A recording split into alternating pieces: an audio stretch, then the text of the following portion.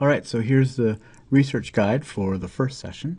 Each session has a pre-quiz and a post-quiz created, and the primary reason for this is so we can get some kind of performance data in assessing this approach rather than perception data. The best practice is, though, to have the instructor, so you guys make it a low-stakes assignment. That way there's some student buy-in, participation grade or something small.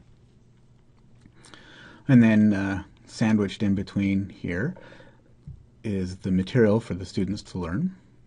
So in this first one, I introduced the concept of information ecosystems, and they watch a short video that rounds out that analogy. This analogy of an information ecosystem came to me last spring. I didn't get a chance to develop it until the summer. Right, but I mean, just the complexity of our information environment, multiple actors, all of that, inputs. So here's a quick little video explaining it. Then this first section, they'll watch a couple of short videos that will introduce the idea that college-level research is different from high school research. This introduces them to the concept of research as a non-linear process. And then they watch a video on the fact that good research is difficult and frustrating. And I like this video, and it's an acknowledgement of that affective component. By the way, the videos that look like this are from a ProQuest product that focuses on research that we subscribe to. Next is a couple videos, short videos about scholarship. I find that many students don't know what we mean when we say scholarly.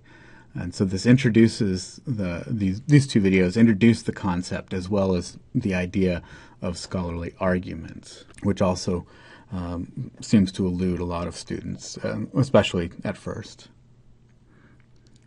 Then there's a silly formative assessment involving a Canadian seagull who asks questions of the student. Then they watch videos on the physical library, so talking about the value of the library, a quick introduction to Library of Congress call numbers. Then there's a discussion of digital resources, and I really like this first video. It acknowledges that Google is a helpful tool for everyday information, but that it's a poor tool for getting to scholarly materials. So it's trying to start deconstruct that notion for students.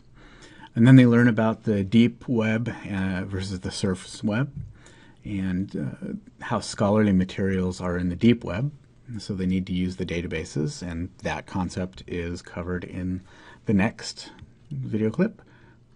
And then that crazy Canuck bird again as a, again, formative tool. All right, now the face-to-face session for this first one involves a tour of the library, a small scavenger hunt to give students a little experience with LC call numbers, so hopefully they'll make a little more sense then after that. And then we do a quick flyby of the library's website and show them how to get to research guides and databases once they know which ones they want to use. And we also introduce them to the interlibrary loan tool.